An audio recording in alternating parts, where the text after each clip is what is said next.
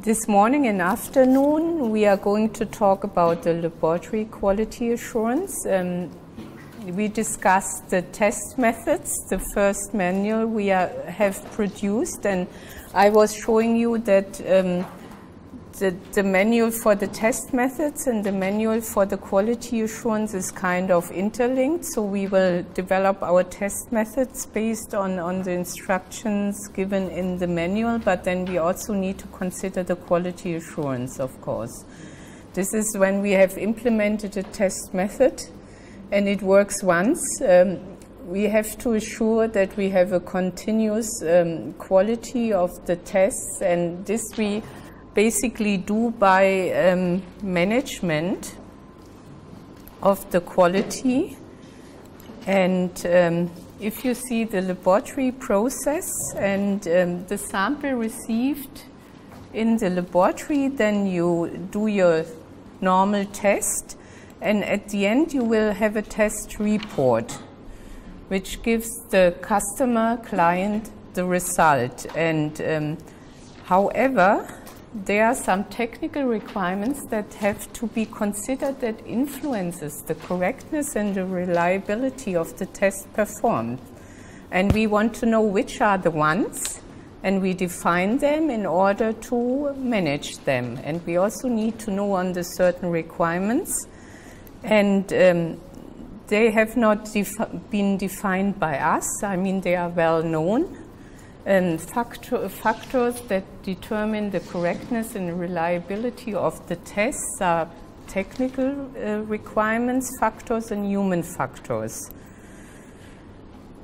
So we have here the personnel that could have an influence of the test result, of course. They need to be trained and need to know what they are doing.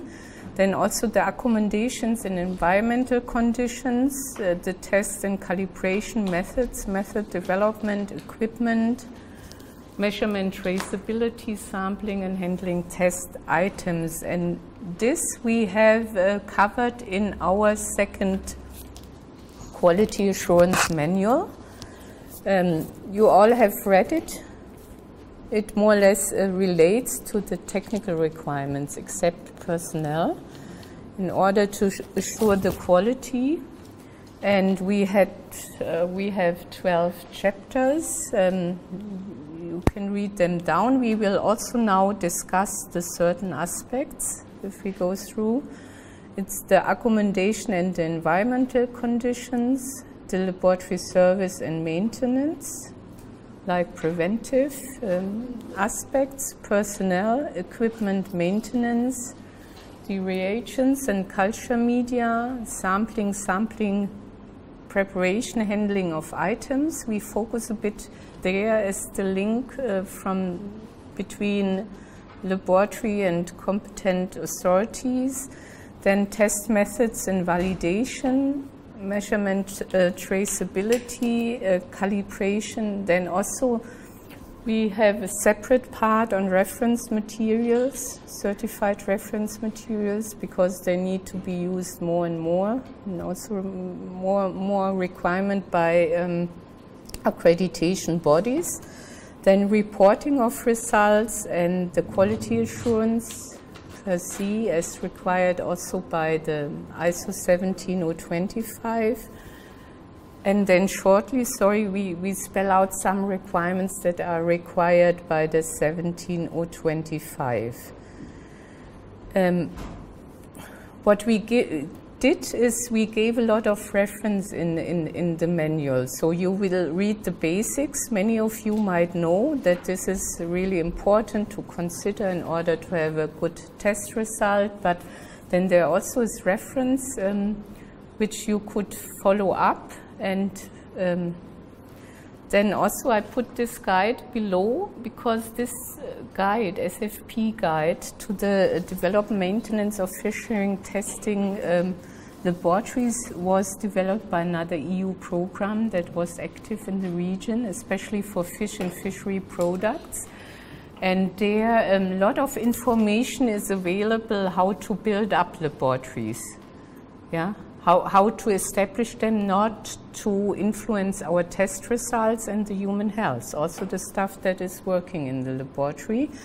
And we didn't focus that much on it because we didn't know your situation, but in general speaking, it's very important also how a laboratory is laid out from the beginning.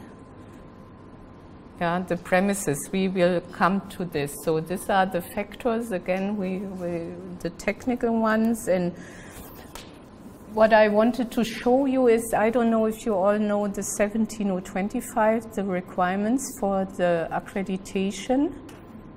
As we partially reflect here the technical requirements. The management requirements are also there, which I have listed here.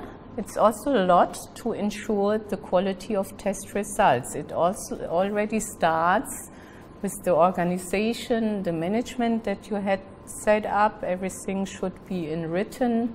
Then review of request, tender contracts, very important to understand what the customer wants and which test they want, how they want to have the results expressed. Then the purchasing, the complaints, corrective, preventive action, this is also quality assurance measures. But this we haven't covered in the manual. Yeah, this is very relevant if you want to implement the 17025, because everything needs to be in written, the documents need to be controlled, any person needs to know what they are doing, we need to have standardized processes, and we have to record. Then also we want to see constantly what is not working.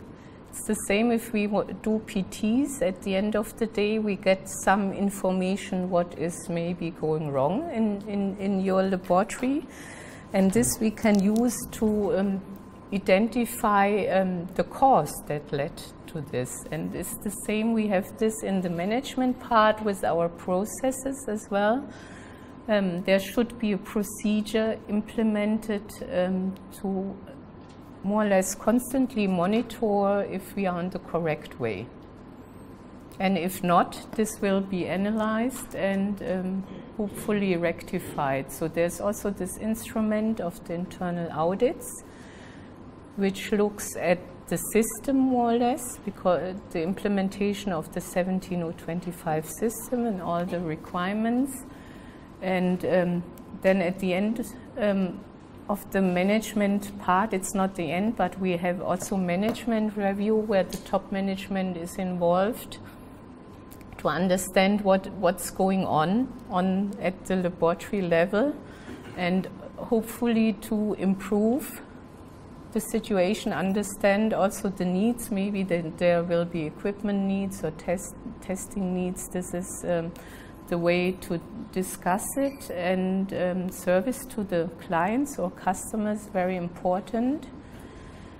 Also, I mean, that you understand their requirements. They could also be allowed to have a look at your laboratory, what you are doing. This, but this part we are not covering with the manual. This is more or less our requirements by the ISO 17025. It's also an ISO standard, which needs to be purchased, and there will be a new revision, I'm not sure next year or year after.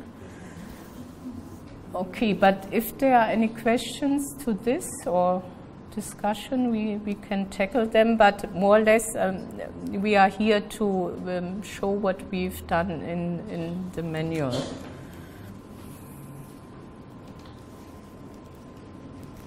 So now coming to our first part, the accommodation in environmental conditions. I mean, if you build a laboratory and you need to specify this laboratory, you already have to know how it should look like and how it should operate, and the laboratory facilities, including also your energy sources and the lighting and the environmental conditions. They must always be as such, not to facilitate the correct performance of the tests, and also to ensure your safety, of course. So therefore, laboratory layout should be planned by experts and should be also consider your chemical and microbiological tests, and it should facilitate all elements of the testing, and it also should know where to separate areas in which there are in which you have incompatible activities. Very importantly, the layout should be as such not to contaminate the sample during the sample flow, and everything has to be arranged so not to minimize risk of cross-contamination. It's very important for the microbiology, and this is also very emphasized in the 17025. It would be good, of course, if you work in a laboratory that considers this from the beginning. So you have separate rooms for your instruments, you have ideal layout of the microbiology, but if not, then you might need to arrange, or you could organize it also by management.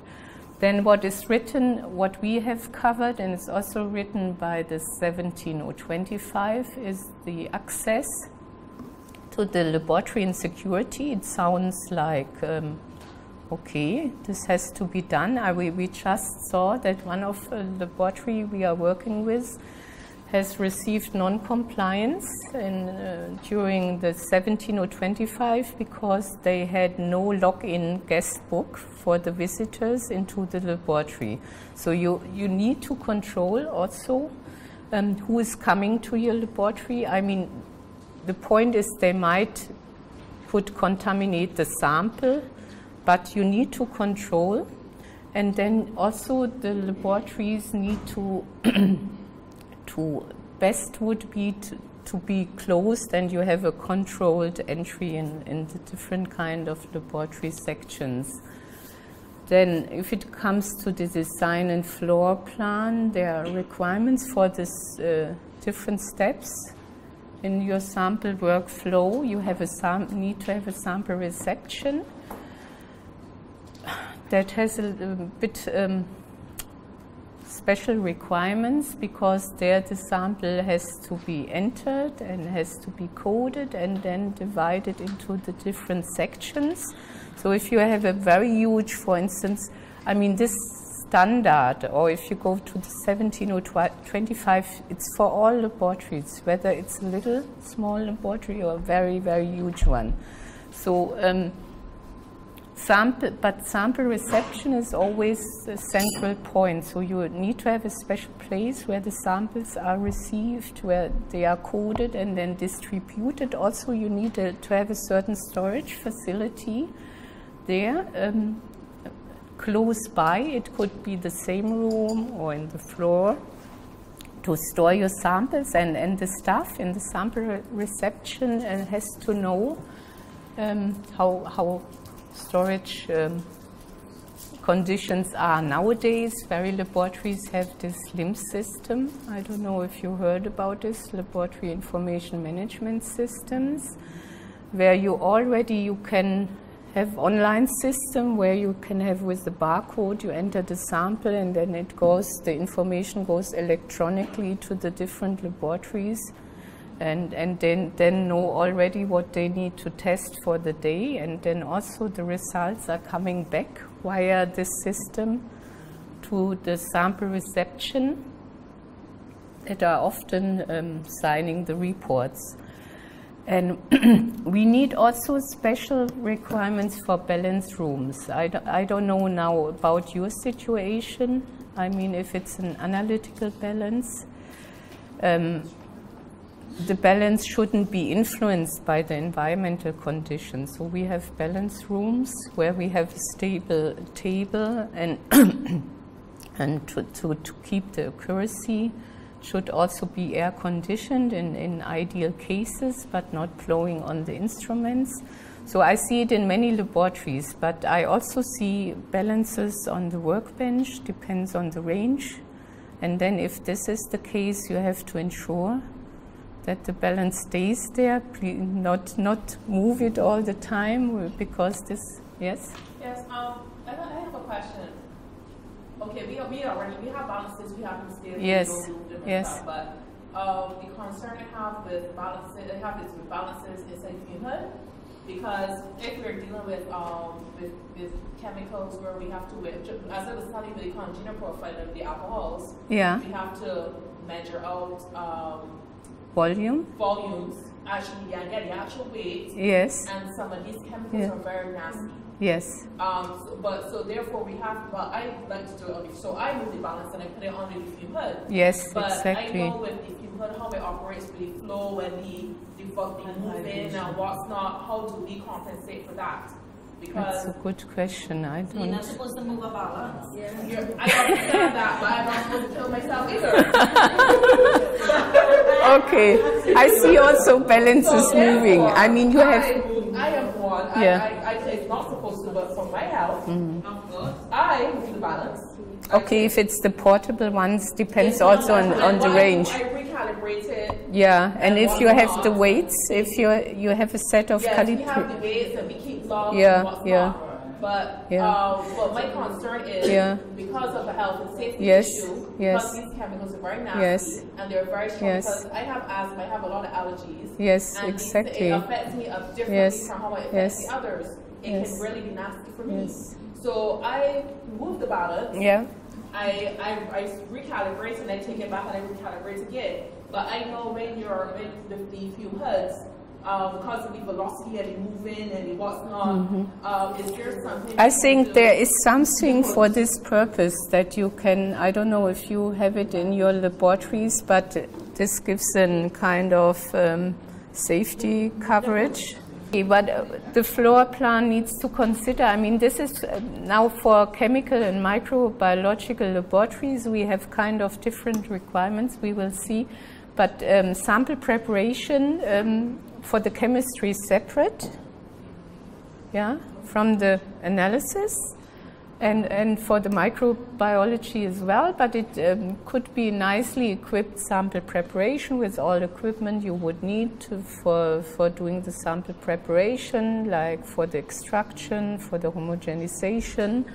And then we need separate test rooms, and this has to be, normally if you would plan your laboratory from the beginning, and you would need to know that you do so many different kind of analysis with AAS, GC or HPLC. You would calculate in extra rooms for all these equipments, which we once in a while don't have in reality. And what you need to have is an extra room or separate area for decontamination for the microbiology.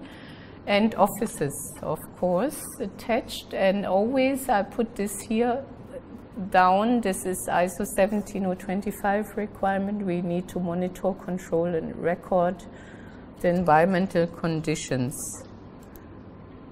Now, for the chemistry, we discussed when we were discussing about heavy metals analysis. Here, important is more or less to avoid cross-contamination between the sample and an environment. It's very important for trace element analysis. And also, this is maybe what you discussed. Always, if you go into best practices, you know, where they try to analyze what's good, how to work in order to avoid contamination, you always need to have certain areas only for the concentration solution. And if you work on the equipment, you should use the diluted solution.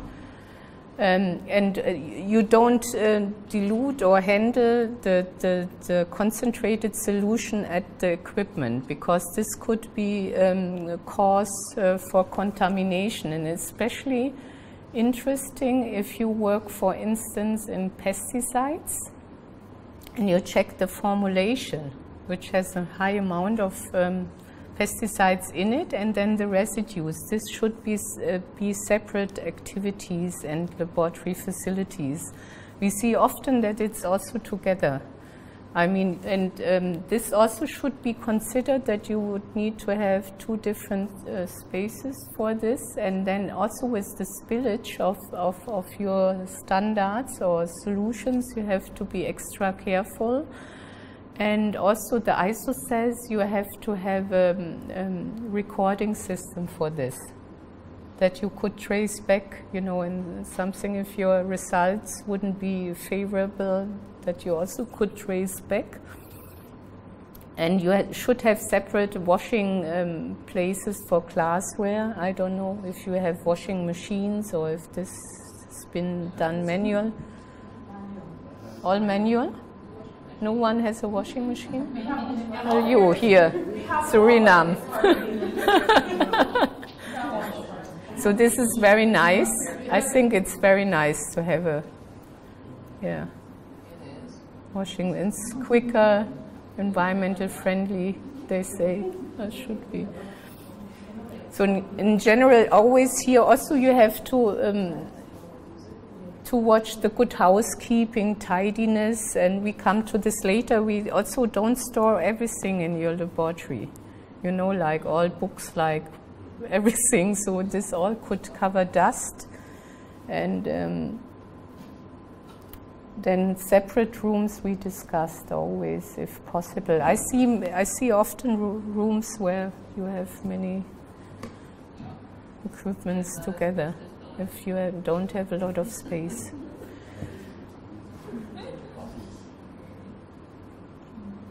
But if you can plan your ideal laboratory, it's really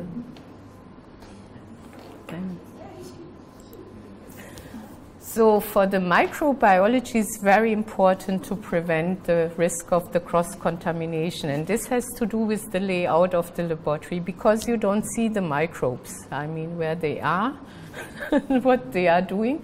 So you have to separate the rooms and areas, and there's always this principle, don't go back. And you have to have certain areas for sample preparation, for working with the pathogens, with the media, cleaning of glassware, and preparation of culture media is also extra. And then you have decontamination area. Ideally, you have 2 autoclaves, one clean, one dirty. Who has this? You all have it? Oh, good. Is it in one room? Yeah, good. Good.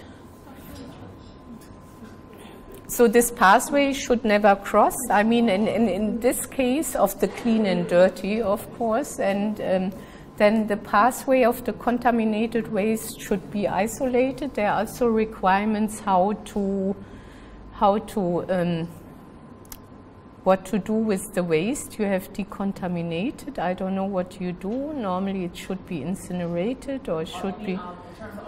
Yeah, because if you would, for instance, work with pathogens and you really have found something, and then you need to decontaminate, and then still you have the decontaminated plates, and they cannot go into the normal waste cycle. So they need to. Also, after you did, so what do you then do with it? Autoclave and dump. Dump it normally. Normally, because Yeah. it's already been. Yeah, but there are national requirements, and normally you have to discuss if there are special, special places to bring this hazardous waste. Okay, for the microbiology, we should also have some laboratory codes, and they shouldn't be brought outside. I mean, we discussed this with Christina yesterday. Yeah, because I also went to the biosafety level. You will see, I checked it for you because we had discussion yesterday.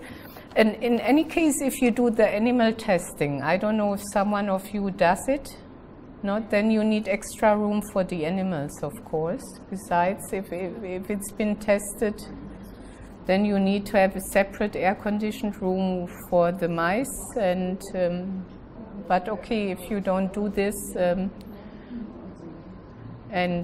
also there might be also national legal requirements on this, but.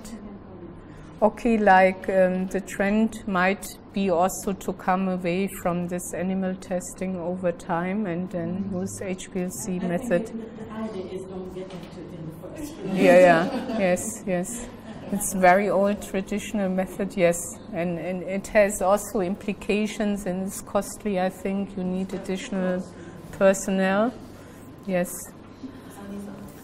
So what we have listed is if you go to guidance documents, there are some available how to set up quality assurance in the microbiology mainly, and also in the chemistry. They give you details what you need to consider in order not to have a risk on contamination, which comes from your premises, rooms, and the physical materials. And always you have to have a smooth surface, easy to clean.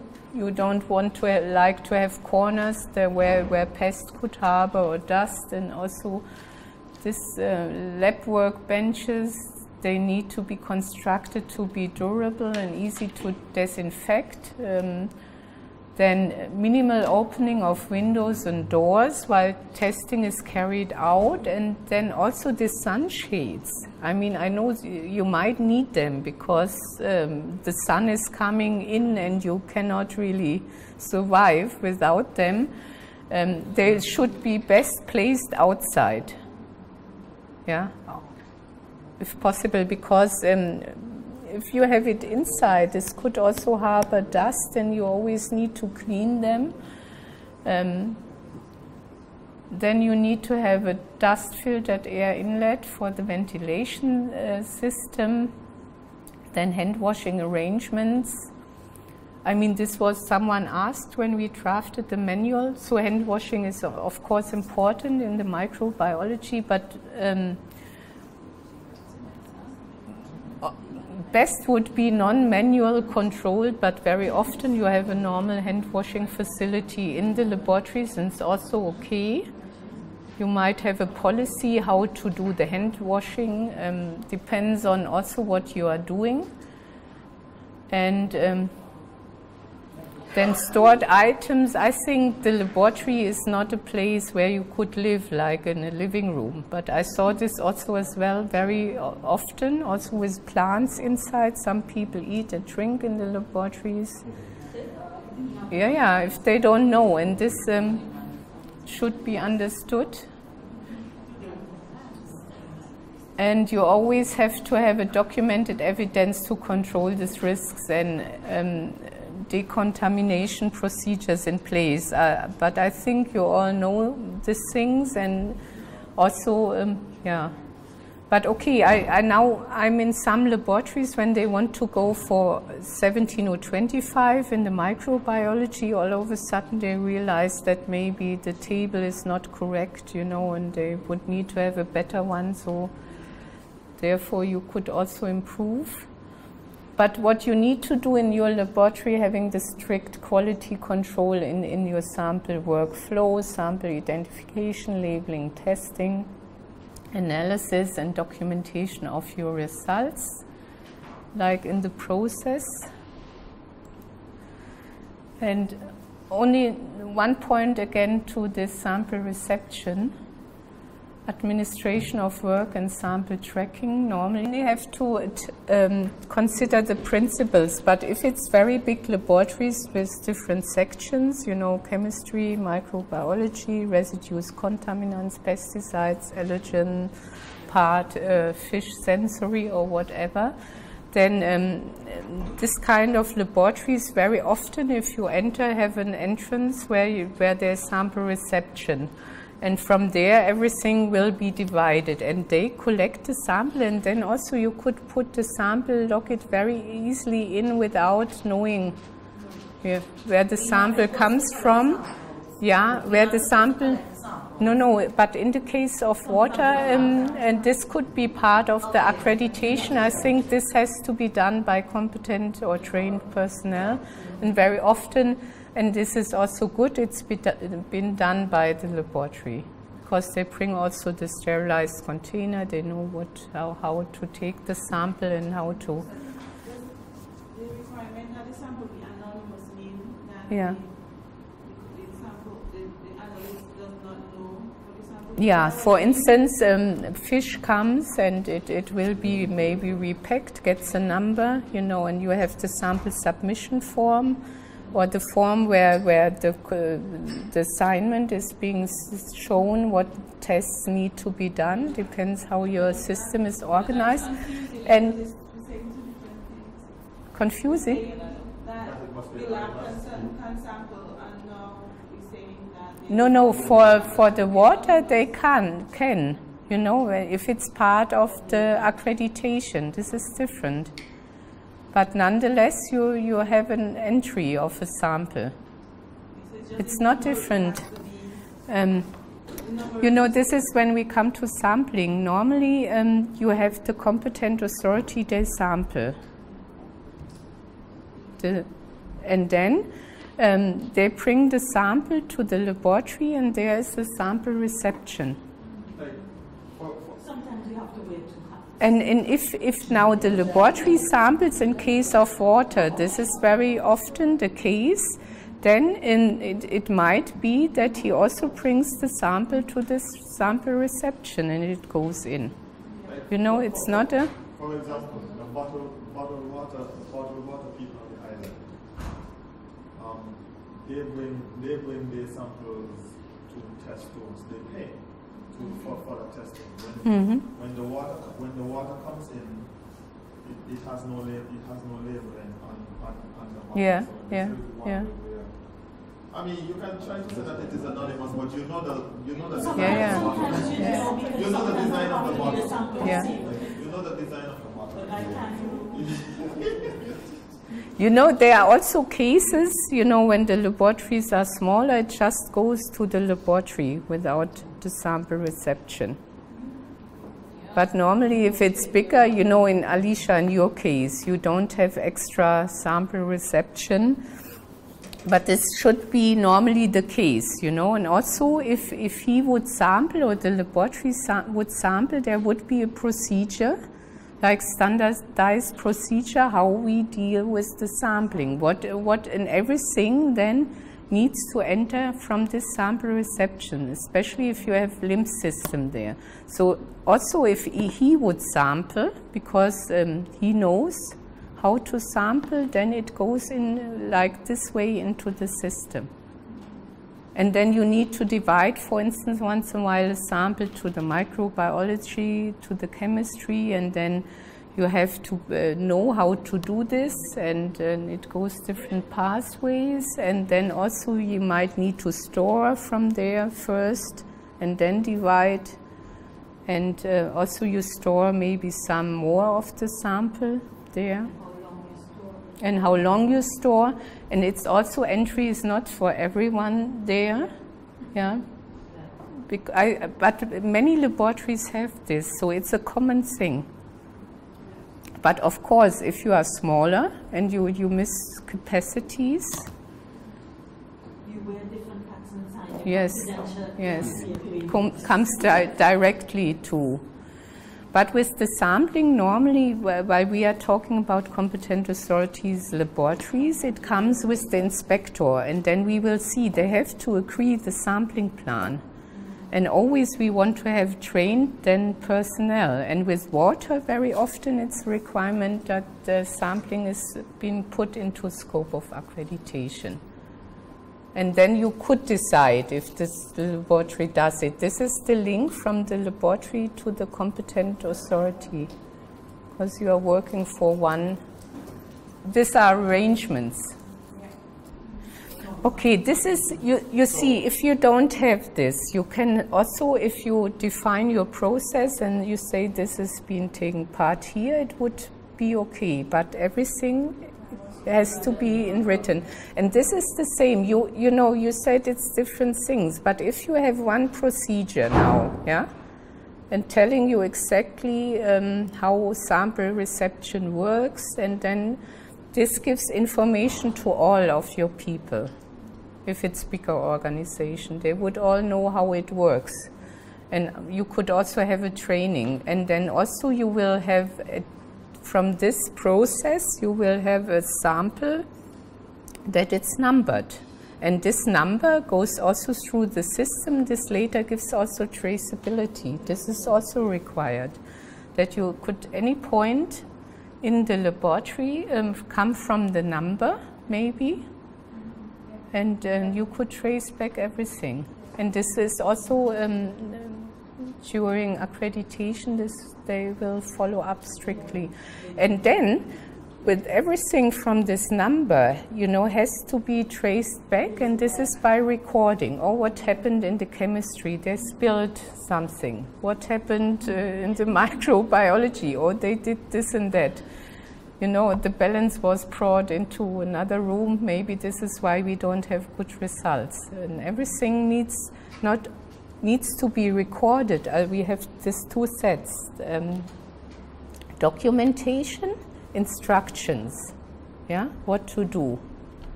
This is test methods, or could be instruction how to calibrate, or instruction how to handle the test item, or how to being trained, or whatever. And then you have this process of recording what you do. Your raw data are recorded, your test results. Yeah, and without having this in written,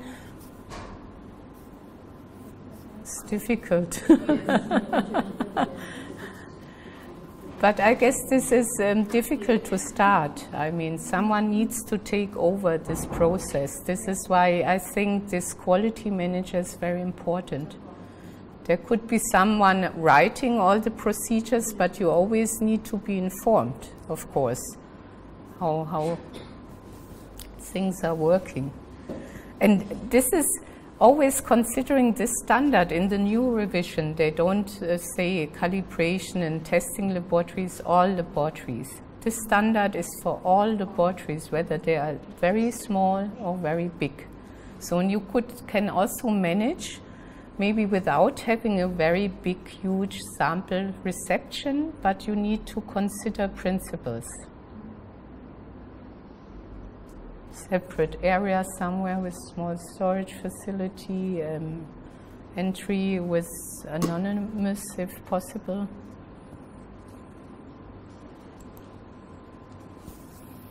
Now coming to the next point, laboratory service and maintenance and inspection. Are the key services of power, water, drainage, the cupboards, the air circulation, basic operation of cleaning, and you have to have also procedures in place. I mean, this system could crumble down, you know, they could have some problems. So we need to take care that they are working, and we have to report also what's happening with this kind of services. And the requirements are mainly, I mean, for the instruments on the power, water, and drainage. I see this very often with the high sophisticated instruments. You know, if they have no stabilizer, they won't work. We see this really very, very often. It takes for them a very long time to come to a stable measurement. So you need to consider all these requirements if you purchase instruments. That you need to have a stable power supply, backup system, UPS system, generator, because normally, I mean, if someone is waiting for test result, I mean, see, would be the case, consignment is somewhere waiting and they wait for test result and you say, oops, power cut, might be half a day, then what to do? I mean, and therefore for laboratories working in this field, they need to have a generator in place, yeah. And also the foam cupboards, they need to be maintenance, like we heard before. It shouldn't be flooded every year, and you need to have the filter checked, and air circulation and air conditioning system should also be inspected, maintained, and filters should be replaced. This is all also preventive, and then best you would, in the microbiology, could work under laminar flow cabinet. But also I checked this with the biosafety level. You could also work without laminar flow cabinet, depends on what you are doing. Yes, and then work environment also, the tables, everything should be in order, fixed, repaired, cleaning plan in place, waste disposal, general laboratory waste. disposed, pest control, and the environmental monitoring. I mean, these are the points to consider. So this, again, you have to monitor environmental condition, and this is ISO 17025 requirement. They are quite strict in this, because especially in the microbiology, you don't see what's going on, and you always need to monitor the temperature, humidity, and you do air monitoring, and you have to have also very good cleaning plan in place in any room. Yes? Do you know what kind of filters, or if there's a special type of filter that would be suitable for the AC, or just the regular filters that people use? So I'm not a total. Normally, I mean, normally you have to have a company that takes care, and there is, for instance, in Germany, it's a legal requirement that the filters are changed and checked every year, because what we know is that Legionella can spread, for instance, from the systems. Yeah. The microorganism could also harbor in the system, and so this has to be checked. I would suggest, shall we go for lunch and then you can discuss this further? Because this is all the preventive activities that you should have someone that takes care. I don't know if this is. So I think we do a lunch break and then we continue after lunch.